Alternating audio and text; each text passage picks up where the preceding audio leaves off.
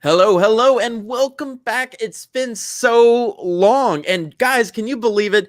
The show has grown by like 60 subscribers almost since the last time we met. I don't know what's going on. The YouTube algorithm gods have started loving us. But I am, sorry, it started playing again. But I am so excited for today's podcast. It's so exciting. Rajine's already here. It's nice to see you again, man. I was not late. In fact, I was too early. And he was still in his underwear. He's still in his underwear. To be fair, I still am in my underwear. You just can't see that. Drop the As long camera. as it's from the bottom down, you're fine. Yeah, no, it's a crop top. It's perfect. So of course I'm here with my co-host Andy Peliquin, the lovely, the beautiful, the super intelligent, and we are honored today to have Justin Fike, who is the author of the Far Shore Chronicles, which we will be diving into today, getting a little flavor, a little taste. We also have an interesting topic for today. Super exciting to learn about that because it's the first time I'm saying it, as you all know. JK. No, seriously. So Justin, welcome to the show. Thank you. Glad to be here. Yeah, man. So tell us a little bit about yourself. Well, I am, I would say, a relatively new indie author in the sense of publishing. I've been working on writing for, good Lord, like 10, 15 years now. Did a master's degree program and all that kind of stuff. But I've been publishing since 2018 and been working on the Far Shore Chronicles good portion of that time, which is kind of an adventure fantasy series we can talk more about later. Awesome. Yeah, man. Sounds good. You have a master's degree in writing? Yes, which I don't necessarily recommend as like the optimal path, but it was really cool.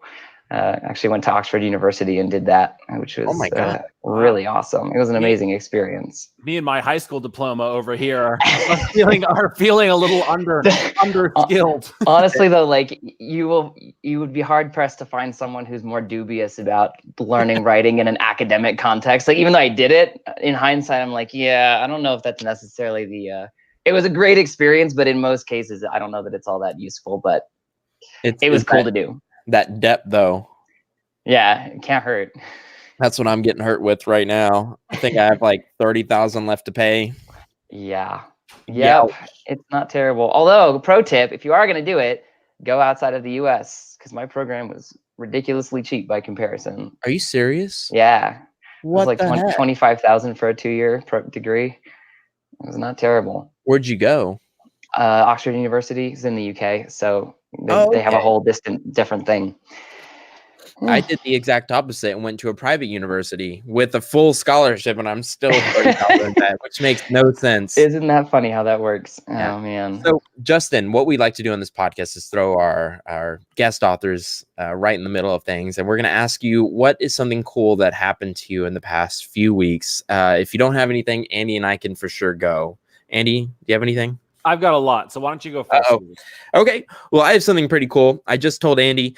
So through luck, through the amazing universe, I have been able to. You're just stealing the show. Swords are coming down now. It's not fair.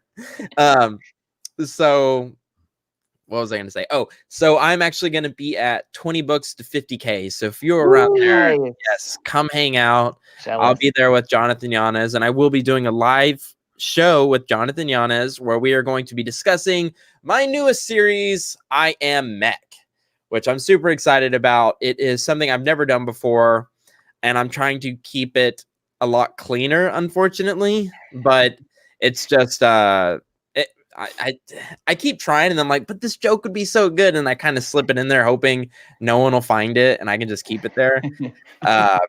But it's going to be a lot of fun. More action than I've ever written before. It's like, so the idea was every 2,000 words I had to have action. And it was easier than I thought it was going to be. Super, super fun writing science fiction. 2,000 words? Yeah, around every 2,000 words. That's every chapter. What? That's every chapter. Yeah. Okay. Well, you skip a chapter. You know what I'm saying? Oh, every 4,000 words then. Yeah. Okay. Well, that's what I mean. Yeah. So skip that chapter. Right. But I think I could get away with to have that rhythm. Yeah, that rhythm. Nice. So for me, the rhythm was a little bit different with fantasy, but the books are also longer. So that's cool. So come hang out with us. No Rebecca today. Ooh, I'm sorry. I'll keep her in my prayers, Regine. Hey, Joshua. Hey, Anita. Steven, what's up, man? Rashawn, dude, good seeing you again. All right, so that is my cool thing for the week. Just doing my thing, and I'll be at 20 books 50K. If you're in the Las Vegas area, let's chill. What's up, Andy? What do you Yeah, got? we'll go with Justin next. Okay, Justin. Sure. Yeah. So, first things that come to mind, I released the most recent book in my series like 2 weeks ago, which was really nice to get that out and done. Always a good feeling. But probably more important than that, we're having another kiddo added to our family coming up in just a few months. And like 3 weeks ago, we found out it's going to be a girl. So that was a lot more exciting than releasing a book.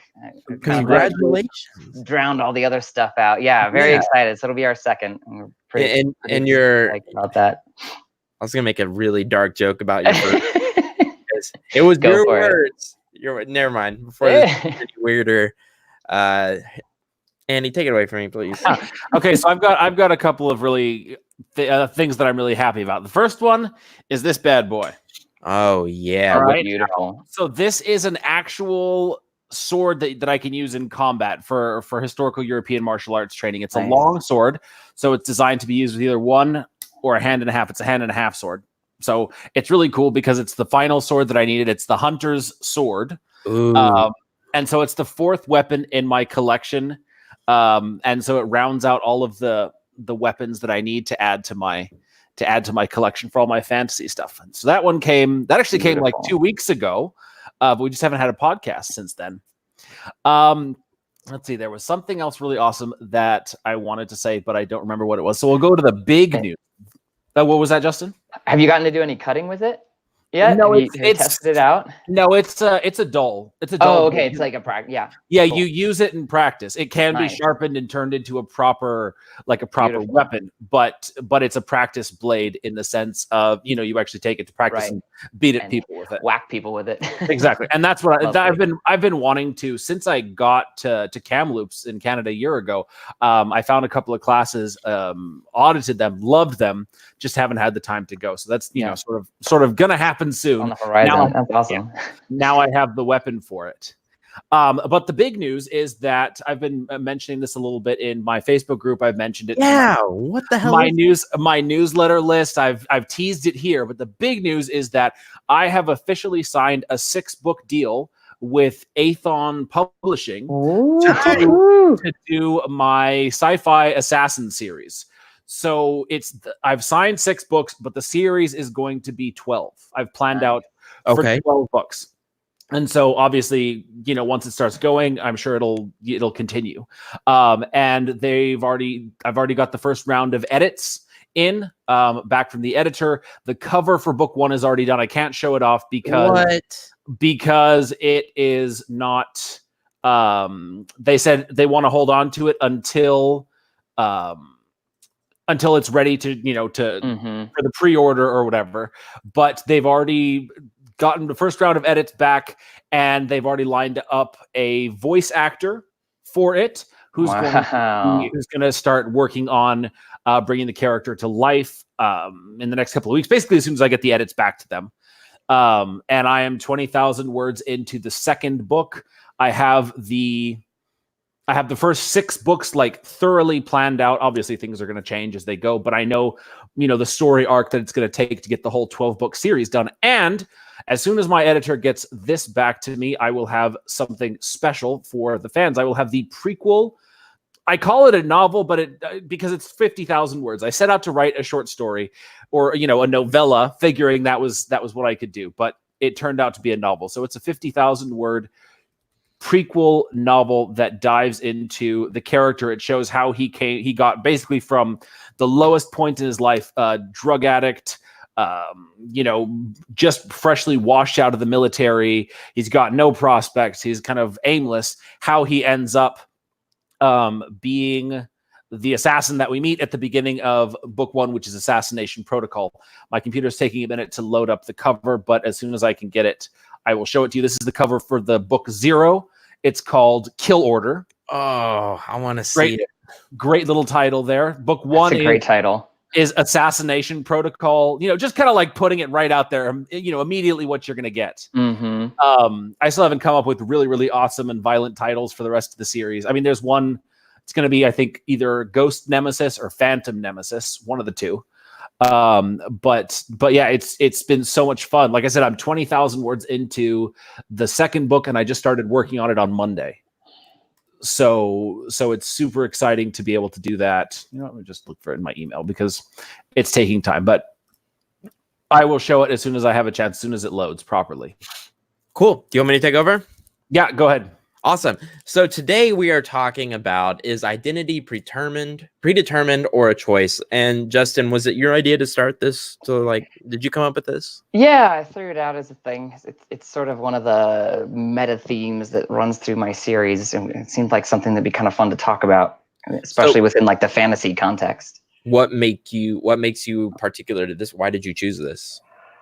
I think it's a pretty important topic these days, I guess. And I like the fact that, especially in fantasy, it feels like something you can tackle in a different way, because in real life, we're all pretty attached to our own stories. Like, we know our own stories, we know where we came from, and we already have our own opinions about kind of what that means for us. But when you read a story, especially maybe in a different world where everything's different and crazy and weird and unexpected, it can shake those categories up a little bit, and all of a sudden maybe you're experiencing something through a character that gets you to think a little bit about what that might do to you, or how that might have affected you in different ways.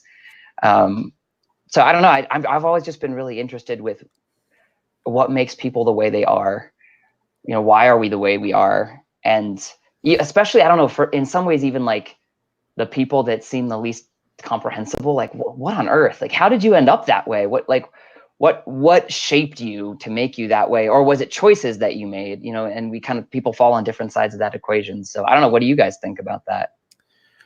That is tough. I don't know if I have a definite answer, and I was going to ask if you did, but you don't have to spill it just yet. Sure. I mean, I have opinions. I certainly wouldn't say I have answers, but I guess I would say I have opinions. I guess right now I would probably see myself somewhere in the halfway mark. I do believe we are maybe predetermined to a point, but the nature takes over, nurtures us into something, not nature, I'm sorry. We are nurtured into a certain belief. And then, of course, we could take over and then change that. Are we talking like the real taboo topics like sex? Like, is there just male and female? Well, no. So this is more the sense of identity of who you identify as opposed to not. I mean, there is sexual identity, gender identity. That is. For some people, those things are very wrapped up in their own sense of identity. But I think this is the greater concept of who you identify as.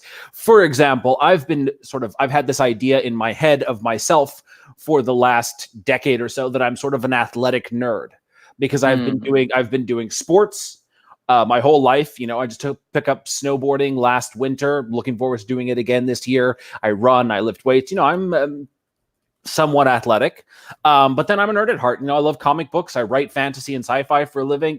So this is this image of myself that I've created in my head to I identify as. Now, let's say a year from now, I find out that all of a sudden I cannot do exercise anymore. I can't play sports, or the sport that I love. Who am I? The identity is shattered because I've built up this idea of myself. And so in a way, it's because of my circumstances, because of the things that I do. I've leaned into the writing thing more, and the fantasy and the sci-fi. So that's fairly nerdy. And I happen to like, athletic things. But maybe I've told myself about this identity for so long that I've created it. So it's this exactly. It's this mix between the nature versus nurture, or who we are, or who we tell ourselves we are. Right. I think for me, one of the examples I think of a lot in this arena is the statistic in communication that at least 70% of what we actually communicate to another person is nonverbal. So we can say whatever we want, but a huge amount of how they experience or interpret what we're saying and the conclusions they draw about it is drawn from our body language, our tone of voice, our posture, all this other stuff. So then you think about something as simple as why can't that person just get a job? Or something like that, right? Well, okay, but so if a person has gone from childhood through a long period of their life being told that they're not good enough, let's just say, and then they get to the age where they're supposed to start figuring stuff out, and they go for a job interview, and everything about their posture says that they're not confident, that they're not good enough, because they haven't been equipped, I don't know what other language to use, but they haven't been helped. They haven't been nurtured to get to a place where they can present in a way that would help them succeed in that space, whatever that is. And so then they don't get the job, and again and again and again, which just reinforces the thing. It may not actually be, they may actually be very qualified for that thing, for that position that they're interviewing for, but they might have a much harder time actually getting the job than a person who came from a different background and can maybe just interview better, or like fits the mold a little bit better, or has more history and experiences that put them in a place where they're in a better state to do that, who might actually even be less qualified for the thing. So it's I guess for me, it's that tension between what is inside versus how well someone's able to actually express that or communicate that in a way that the world can see it and acknowledge it and engage with it. It's that privilege is a word I don't love throwing around because it's pretty loaded, but kind of, in a way, I don't mean necessarily even just economic privilege. Like, I would way rather have come from a family that was healthy and like my parents raised me well and supported me and that we have a good relationship than a family that's really wealthy. I think that's a much, for me, that represents like a greater degree of privilege, because that is going to equip me as a person to function better in myself and to like have more opportunity in my life, I think, than the other way around. Are you saying privilege is subjective as to what is privilege? So I feel like your idea of that would be more mature than someone says, "Oh, I wish I grew up in a wealthy family." You know, that some people would think that the wealthy family is more privileged. Right. It's like, I mean, I have friends from school and stuff who grew up with basically everything they wanted except for the things they actually needed. You know, I mean, like that's rough. A mother's hug. Yeah, or just I don't know, or like not having to live under the crushing expectations of how they were going to live up to their family's expectations for them, or whatever. Was that you? No, okay. I'm very blessed. Like I come from I'll just say I come from a great family, and maybe that's part of what has always pushed me to think about this. Is I've always felt like I've been very conscious of what I'm grateful for in my life. Like, I don't have a lot of trauma in my history. Like, my parents are great. Like, I mean, I've gone through my fair share of shit, but like that level of stuff, I've always felt like I've had an easier time in my life because of how I grew up, but none of it was stuff I chose or earned. It's just the way it was. You know what I mean? I do have to point out something though. And I feel as though me and you mixed with Adam Driver. It's us three. Like, we could all three be brothers right now. There you go. If you don't know who Adam Driver is, go check him out. I feel like me, Justin, and Adam Driver are all three brothers. Yeah. Saying like brown hair, probably. Well, Adam is black hair. Either way, you look a lot like him, though. You're right. I do have a big nose. Thank you. Thank you for saying that. If I just had a mustache, maybe. I am a Studley Sith Lord. Thank you very much. A Studley Sith Lord. I've never heard Studley Sith Lord. Sorry, I didn't mean to take us away from that. I just had to bring that up before someone else did, so I could get credit for it.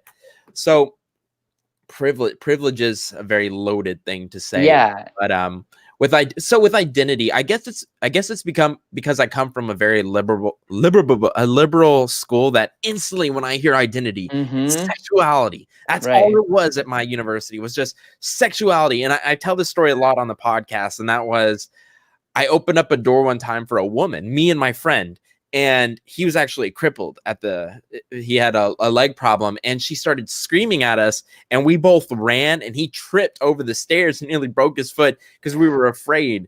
So when of course, though, I was like PTSD, getting yelled at for opening the door for a woman, you know, but I would have opened it for a man. Sure. So, I'm just saying, when it comes to identity, I think sexuality. Right. I think sexuality, and I think religion. Yeah. That's all we talked about. So I'm interested when you brought up identity as in a family that you grow up with. That's interesting. I never would have thought about it that way. What are other ways we can talk about our identity? Like just our hobbies, or is there something else that's pretty up there when it comes to the importance of identity? Yeah. I think these days, like hobbies and interests, because of the internet, is such a huge thing. Like, you know, just your hashtags, if you want to put it that way. You know what I mean? Like, I feel like so many people, especially younger people within the overall generational range, would like, one of the first things if you meet somebody new at a party, and as soon as you get through like the first 2.5 minutes of like, what do you do, where you're from, someone's gonna ask like, do you like movies? You know what I mean? Like we got to find something to talk about. And if you have that click of like, you love that crazy movie or that band or those, like, I mean, talk about fantasy. Like if you meet someone and it happens to drop that they love fantasy, you're good. Like you're going to you can be friends really fast and have a lot to talk about, because it's like, oh, I'm suddenly more comfortable with you because I feel like you're going to get me and not, we have some things in common. So I think that's a big one these days. This is an interesting one.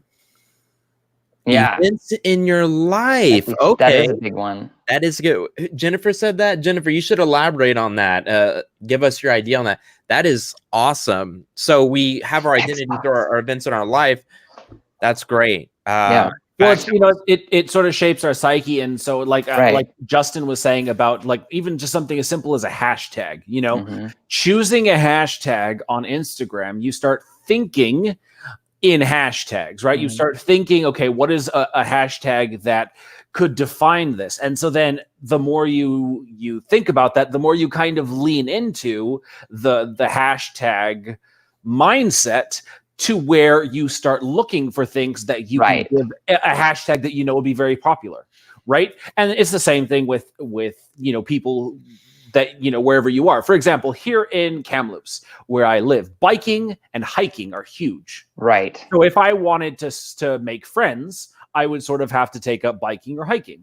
Now, over time, I join a cycling club, and then I'm just giving. I'm sorry. Right. I'm walking down the hypothetical path.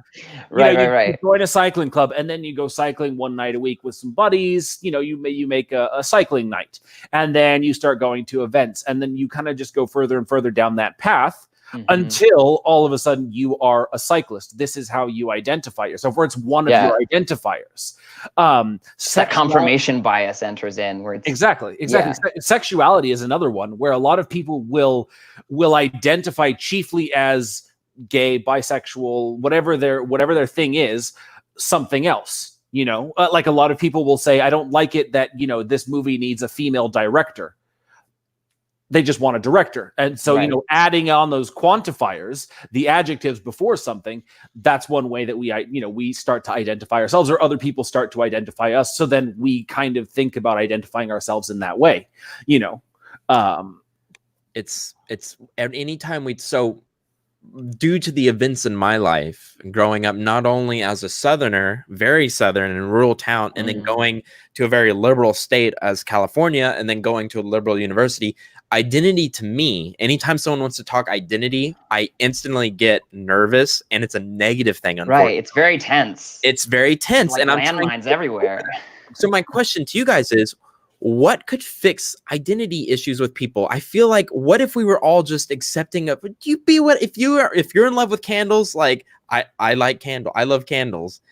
If we just accepted that, would everything just be okay? Would we have no more wars? Like, dude, you be Islamic. You could be fundamental Islamic as long as you don't mess with my rights. Right. Would that fix it? It's that clause at the end that's the catching point. I think there's so many ways that it's easy for identity to become a thing that is threatened by someone making different choices.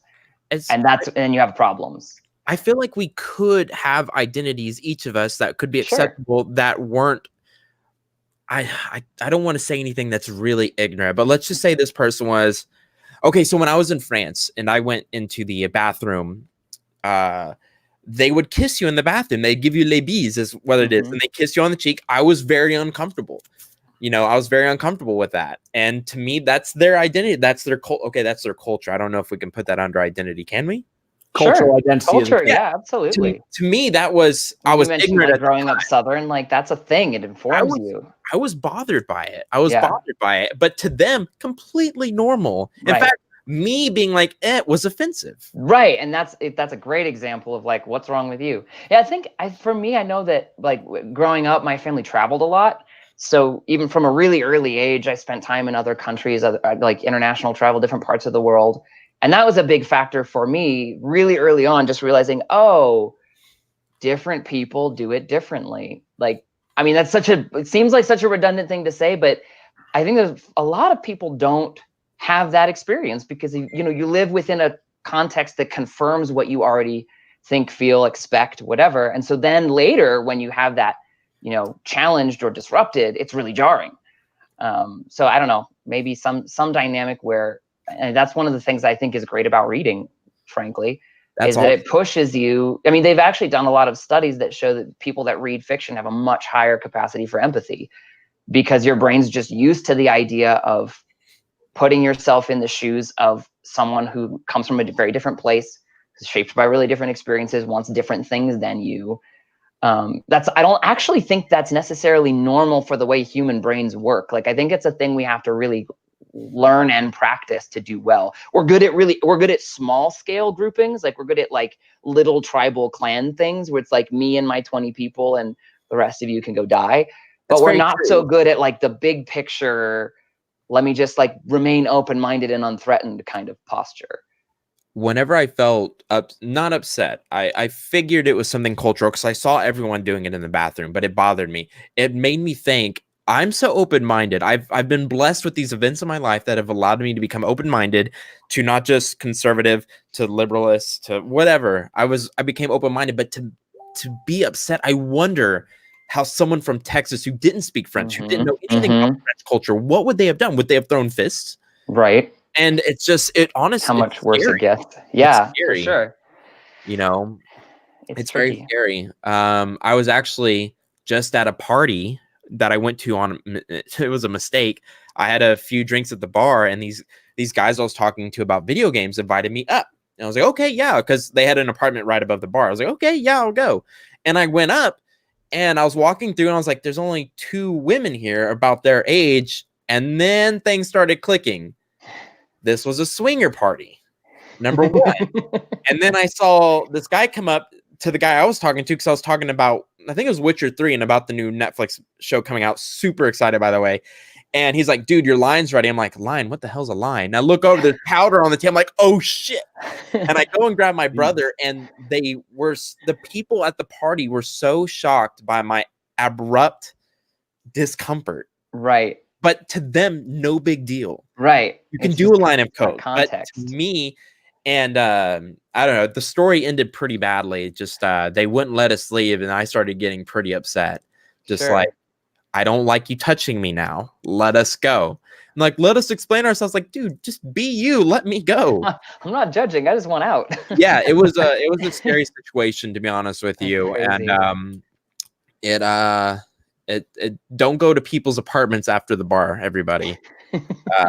But I was there with my brother, and look, everything turned out okay at the end. But it was fascinating to see their look at me for being so abrupt. And anyway, but in your book, you said this is a theme that goes on through the books. Could you explain that a little bit more? Sure. Well, so the main character, her name's Charity. She grew up as an orphan on the streets. She's very like, kind of maybe a good example of a little bit the kind of thing I was talking about before. She's very smart, and through a kind of an odd set of circumstances, she was taken in by a religious order in this world that worships the goddess of wisdom and knowledge. And so part of how they do that is every year they always they take in orphans and teach them like everything worth knowing, and then kick them out when they turn 15, because it's just like to survive on what they've learned kind of thing. So she had that happen to her. So she knows a lot. She's very smart. She's very capable, but she's also very jaded and has a huge chip on her shoulder about, social class distinctions and what it means to live in a world where like everything is determined by where and how you were born. But then that's all backstory. Like, the thrust of the story is basically her having to learn how to trust people, like get along with others, and essentially become a hero. Like, over time, she's forced to face these choices between what she wants and needs and like what everyone wants and needs, like greater good versus personal good. But it's been interesting to see how her experience of those moments is different from like maybe the type of quote unquote like normal fantasy hero that thinks like a hero. And so it's like, well, obviously, it's like the paladin complex of like, oh, people in need, I must save them. And she's like, I don't know those people. What do I owe them? Like, I don't need to save them. Like, and they're on their own. Everybody's on their own. This is your protagonist? Yeah. Interesting. So I immediately when I make a protagonist, of course they're going to go save them. That's awesome to hear that you created. She would in her mind, it's like, and so just at this point, so I'm 4 books in, so she's now at the point where she will cut a bitch for her friends, like her small circle of friends. You say, but it's only gone about that far. Yeah, I love it. Charity's great. I love her. So it started out where she's like, I don't trust anyone. I don't know you people. Like I can take care of myself. And the way you survive is by not letting anyone get close to you. Because as soon as you let people get close to you, then you've given them power and you've given them access, and like they're going to hurt you. So that's how you survive. And so now she's kind of like, me and my friends, like my little family that I've made for myself. But increasingly already in like book 5, book 6, we're starting to get to the point where it's like, okay, but the stakes are rising and like stuff is happening. Are you going to be okay with just sitting back and letting those things happen? Or are you going to make those choices to like put yourself on the line? Basically, it's that like personal versus communal thing. But it's just been interesting to realize that I can't just fall back on the trope of like, well, she's the protagonist, so of course she will, and have to really think about what her experiences throughout the story and the way what happens to her has to make sense. Like it has to bring her to a place where it makes sense for her to care enough, or to be at a place where she would want to make those choices and be ready to make those choices. It's just, I don't know, it's been different. And so it's something I've been thinking about a lot. Like what changes someone over time? It's what we want to see in stories, right? Like the heroes that we love, a lot of the heroes we love are the ones who kind of break the mold and go outside of maybe the norm. Like they started a certain place and then by the end they've defied our expectations, or they've broken out of that social pressure, or whatever it is. Like they become a hero partly through being different. But then in our own lives, I think it's really hard oftentimes to do that or know how to do that. So I don't know, it's just been interesting. That's awesome. Andy, did you have anything to comment? Because I got something to say. No, go ahead. Okay. So the first thing I noticed though about your books was that you actually, from the covers, she's black. Yeah, is she not black? Middle Eastern, yeah, like Middle Eastern. Okay, yeah, Lebanese, essentially Syrian, quote unquote. So the world she comes from, like her home world, is kind of like a post-Roman Byzantine Empire inspired kind of Arabian world, like kingdom thing. So yeah, she's Middle Eastern. And this is your first series? It is my first full series. I actually have a single book in a trilogy that's also out that is set in like a world that's inspired by like post-feudal Japan and China, East Asian mythology and all of that. But that series is like this. The Twin Skies trilogy is like very weighty, epic fantasy, long tome kind of thing. And after I finished the first one, I was like, you know what? I honestly don't know anything about publishing. I only know about writing, and I need to like take a breath and work on something so the Far Shore Chronicles books are shorter. They're more like a fast read, kind of get through the series quickly and enjoy that popcorn reading feel. So I decided I wanted to shift over and do something that was a little bit different and a little easier to like do more of, so that I could learn some stuff. And then I'll circle back around and finish the Twin Skies trilogy probably next year. I love the covers. I love the colors, guys. If you're, you got to go check out his covers. That's Justin Fike, Fike on Amazon. Thank you. I love the covers too. I didn't make them, so I can brag on them. I think they're awesome. Yeah, they're really, really cool. So Andy, is there anything else you want to add to this, or do you want to get to the reading? No. Well, I promised that I'd show the cover of my book. Oh, yeah, you got it up. Let's see it. Yeah. All right. You guys ready for this? You got it up, Andy? Yeah, I got it up, TV. I caught myself after I said it, and I was hoping no one would say anything. No, that's my job. Not the right place. This is the right place. Don't worry. It should start. I love, man. Love the haircut. Look at that. Who did it? Luciano Fleitas is his name. I've had him do a couple of covers for me now, and this one, I love this one. So you can see here in the background these spaceships. They're the cops. He basically evades the cops. He assassinates their star witness in a case.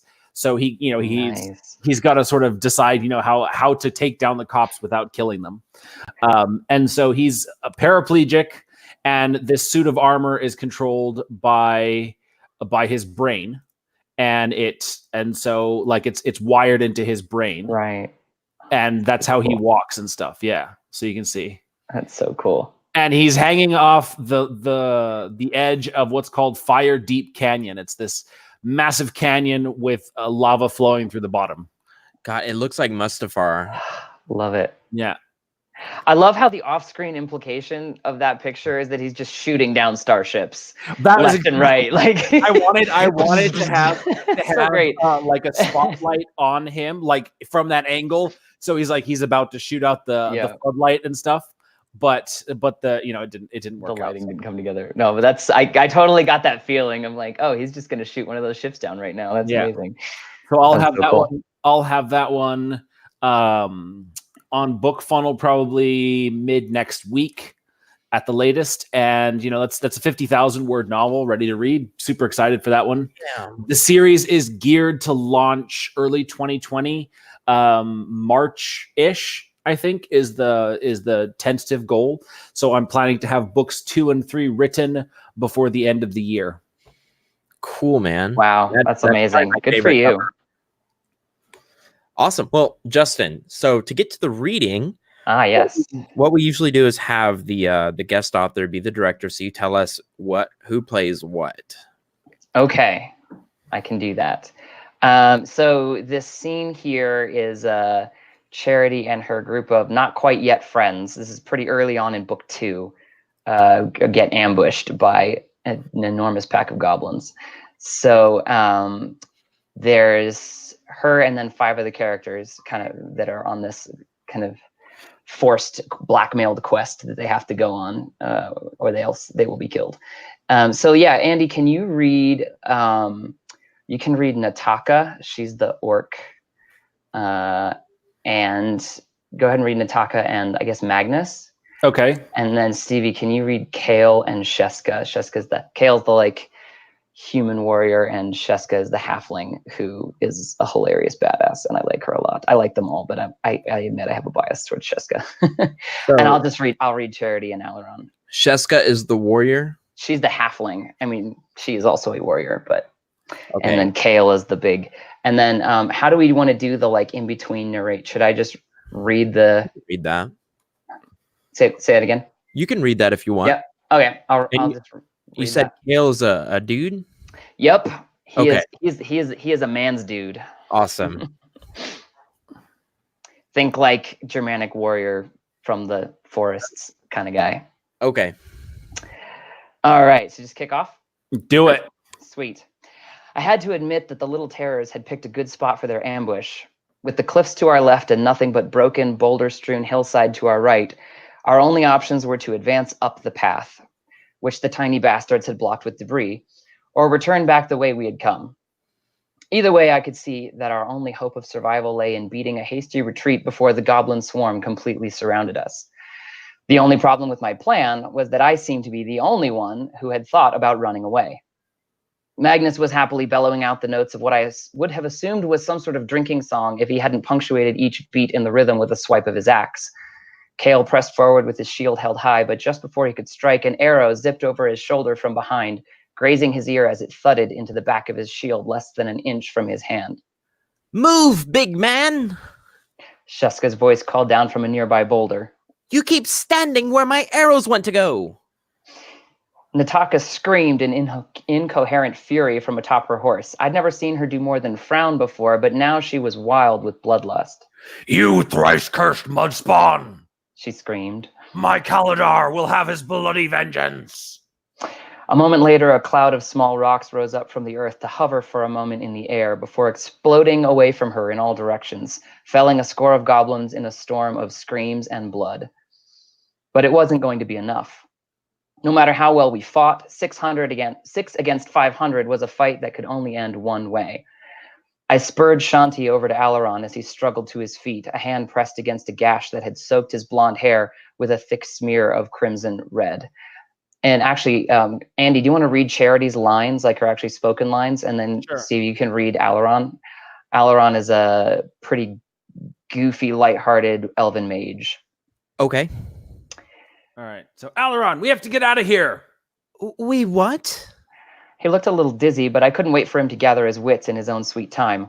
I reached down and slapped his cheek hard enough to get his attention, then grabbed the front of his shirt and hauled him up over the back of my saddle.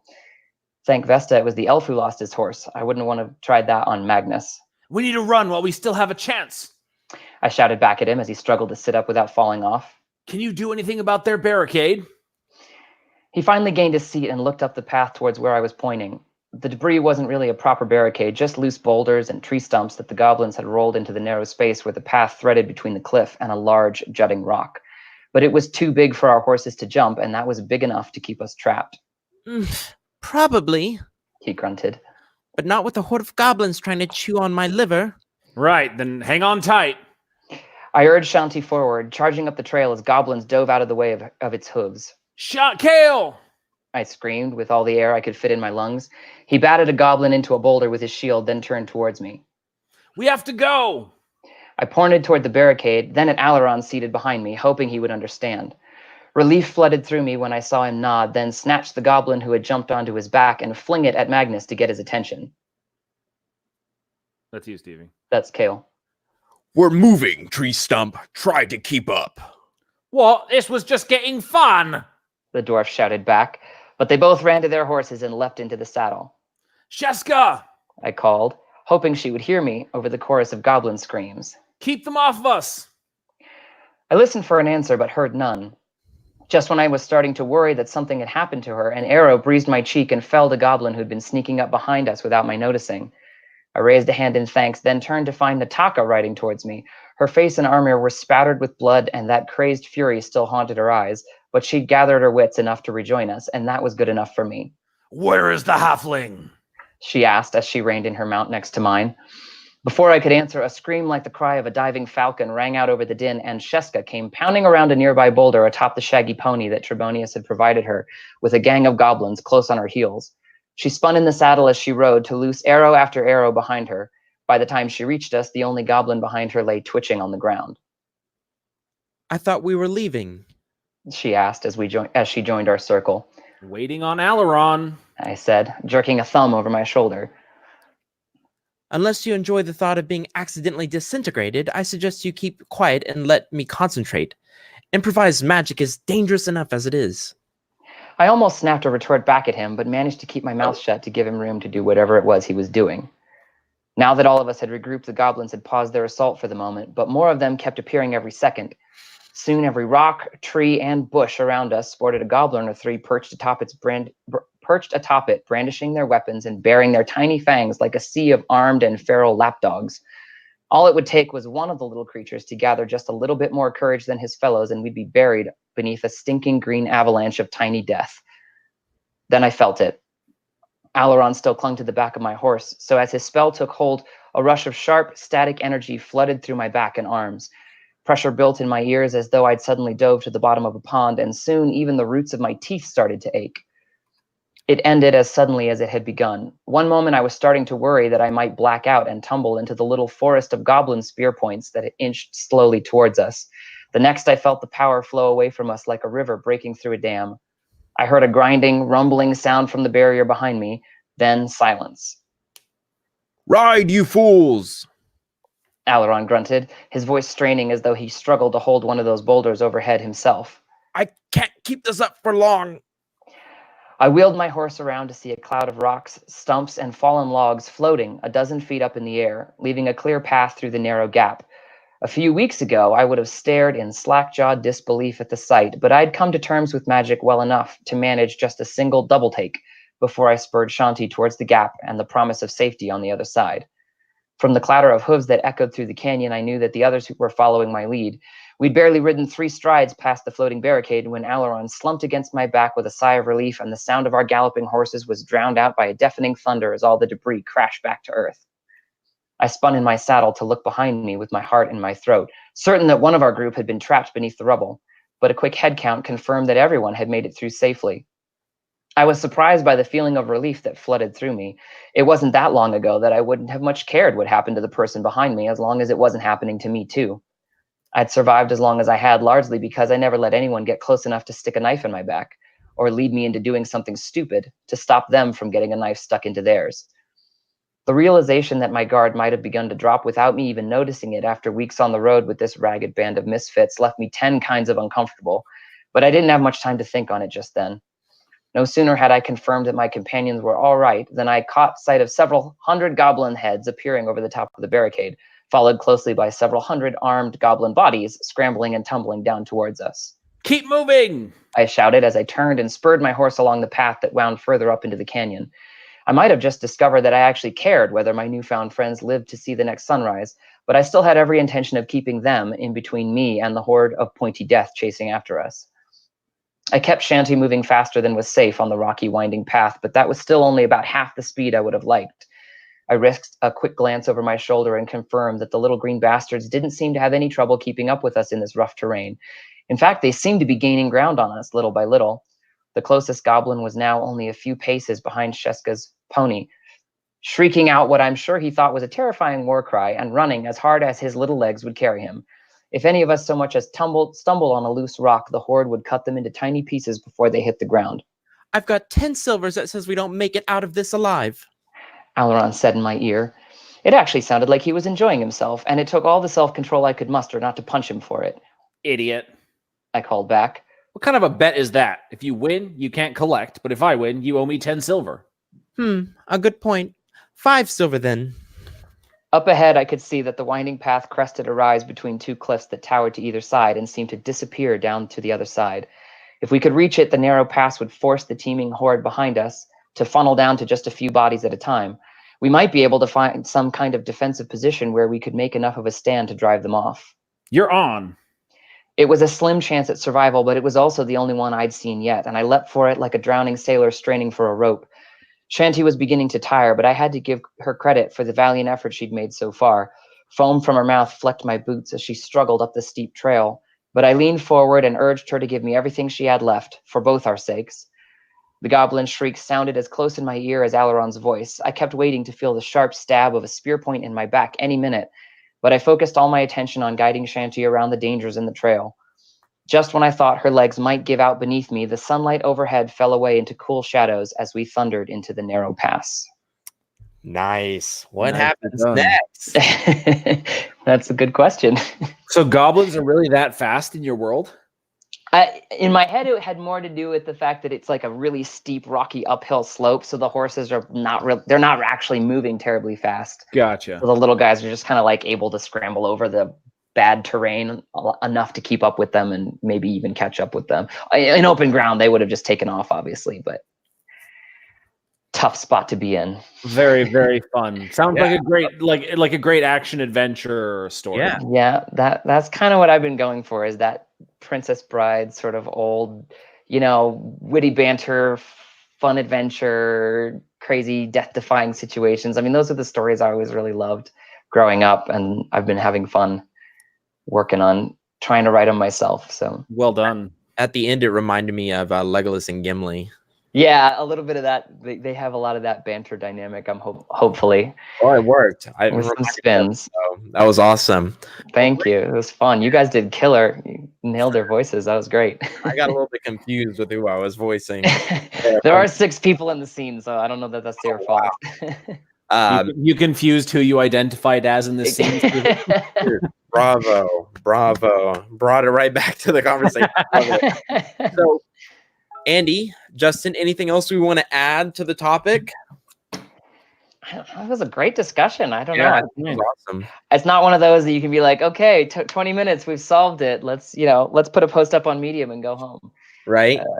Well, awesome. And Andy, who do we have next week? Next week, we have someone very cool that I emailed a couple of days ago, and I don't remember who. It's just always that something cool. It's always gotta leave them in cool. suspense. That's always better. Okay, so Joshua Smith. Joshua Smith is an Athon author. Cool. Who released a book called Immortals. I know that much. Immortals. Yeah. Awesome. And Justin, where can people find you? Amazon. You can search for the Far Shore Chronicles or justinfike.com. The series page will come up. Or I'm on my website, and you can hang out with me on Facebook anytime. Facebook.com/JustinFikeAuthor. Stephen, will my books be on Audible? Yes, I am working on that. So the series, I have 12 books planned. I'm on book 4 now, and I'm breaking up the book into kind of volume 1, volume 2, with like a major protagonist that carries through each of the volumes. Nice. So when volume 1 is done, I'm going to do a box set, and I will do an audiobook version of all the books in volume 1, and then we'll kick over and dive into volume 2. So that'll be like February, March.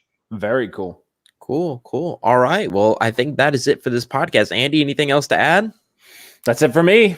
Awesome. Well, guys, thank you so much for coming to hang out with us today. If you wouldn't mind, please hit that like button. We really appreciate it. Share with your friends and family. We really appreciate all the growth. It is all because of you guys that we are here today. And I remember a couple years ago where Andy and I were just talking to ourselves for like 50 episodes. So it's awesome to be able to hang out with you guys every Thursday. And it's something I've really come to look forward to. I really appreciate you all. Justin, thank you so much for being here today. Yeah, thank you guys. This was a ton of fun.